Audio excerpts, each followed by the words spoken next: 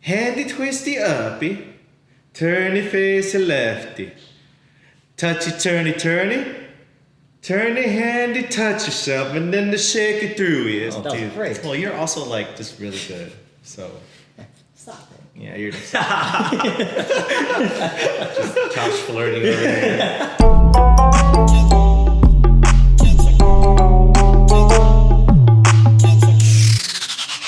Welcome to Kinjaz Konvos. Presented by Kinjabang Noodles. 100% plant-based, air-dried, never fried, no preservatives. Hashtag feed the revolution. And today on Kinjaz Konvos, we're going to talk about a video titled "Are You Even Real" by James Blake, choreography by the man Anthony Lee here, of course, conceptualized. Well, we also helped choreograph it as well. Total credits right here. Yes, equal props all the way. Equal props. We have Jason and Jason's here. Yes, Chad's here. Chad shot it, and Anthony Lee choreographed it. Nguyen. Everybody. Let's just talk about like the process of it. We usually dance together a lot. We've danced together for so long, and that's kind of like one of our biggest, I don't know, kind of connections to each other is that we kind of like really get each other. Yeah, we're on like this crew called Kinjaz. Yeah. Yes. I mean, but more so my thing. But like. I think it was, that was fun. Honestly, I think everything that I've been doing as of late for the last few months or a year even has been so like work centric when it came to like choreographing and creating moves and stuff like that. And I started to kind of like be in this confusing gray area of not knowing where my own personal expression was. And I just like really needed to kind of like hone back in on that. It was just time to just figure out something, that like was kind of for me. And at the same exact time, I was just on my Spotify release radar, and then this James Blake track comes on, and you already know me. I really like the ethereal, the very kind of spacey types of sounds that maybe aren't club bangers, if you will, but are definitely something that kind of speaks to my heart.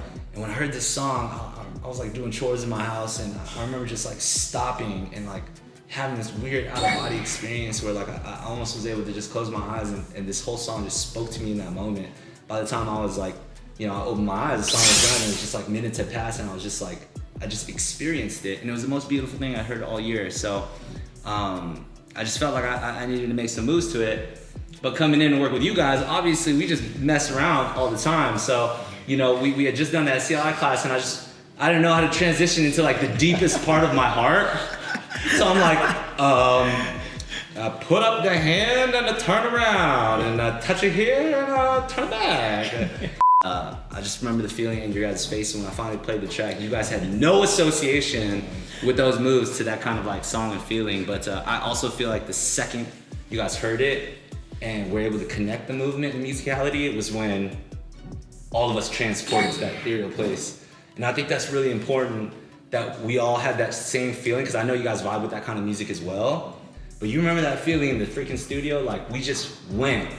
Every single time we heard a new sound, the first thing that came out of our bodies, boom, kept it and moved on. And it just felt so good. And it was literally like the perfect flow, and obviously it takes three to tango. That's the saying, right? Yeah. But I think the flow was so strong that out of respect to the flow, we just like went.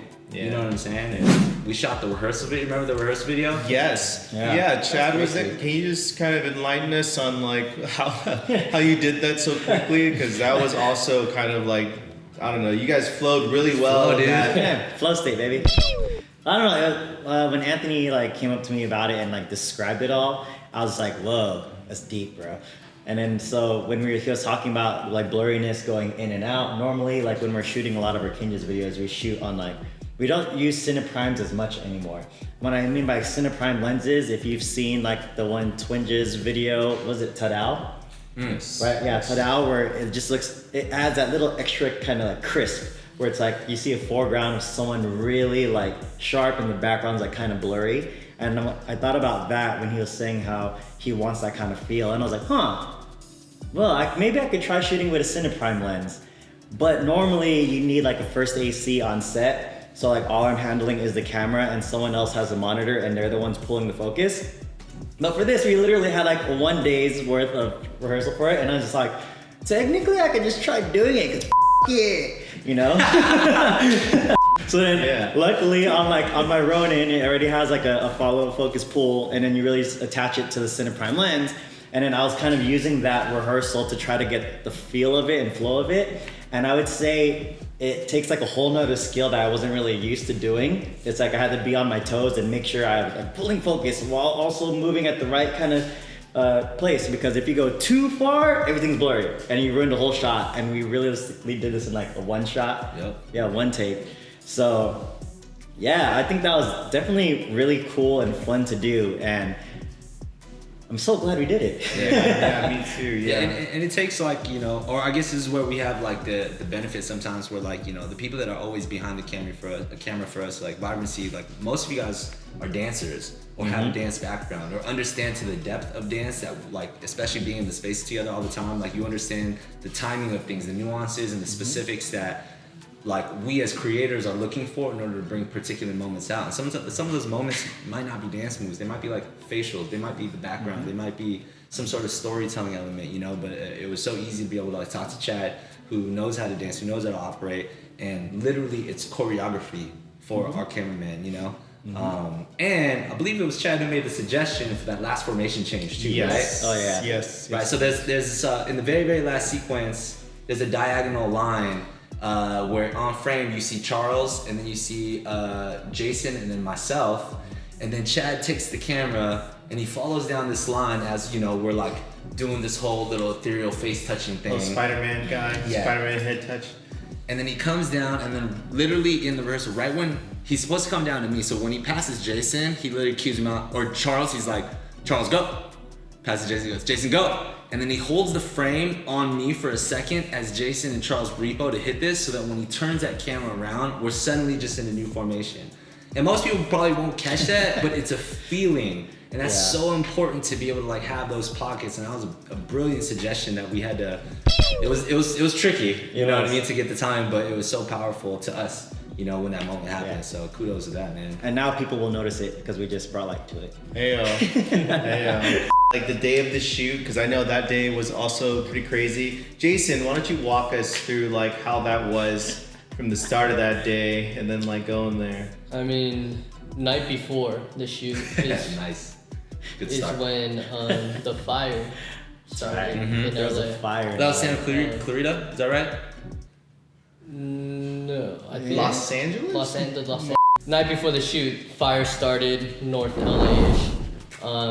Pretty darn close to where we were shooting. Just smoke, fire smells, all that good stuff. So to be honest, dancing through that, no mask, pretty difficult, but it was fun. And then when we got there were also people chilling, Taking photos, chilling. Because it was more like, than chilling. it was like we got there at what, like 6:30 a.m. or something like that. Because sunrise I think was at like 7:13 a.m. that day, and we wanted to catch this like kind of heavenly glow moment. I think that idealism, the ethereal feel. Like that? That's the one. And we go to the mountain, we're hoping for that feeling where you maybe see, you know, high enough in elevation where you might see like, you know, the clouds or whatnot, right? But again, there was a fire the night before, so when we checked the weather, not only was it hot as freak, but it was also like unhealthy breathing conditions. And we're like, sorry guys. So we get up there, and then there's one person trying to take a photo of the kind of the sunrise, if you will. And then there's this other chick who's just by her truck, and she's bumping music. It was good music. It's good music. Bumping music, and she's just feeling the moment, like just in it, right? And like, man, we do not want to disturb this lady because she's in it, and it was so real, right? And then she starts rolling up this joint, and she's, you know, she's like having, you know, time of her life. And finally, it's like, yo, we gotta shoot this thing. So, you know, I go up to the girl, I'm like, hey, totally vibing your energy right now. Just wondering when you might believe we're trying to shoot a video and whatnot. And she was like, oh no, it's cool. Like, I'll leave real soon. I was like, yo, no, it's all good. Like, totally loving your energy, by the way.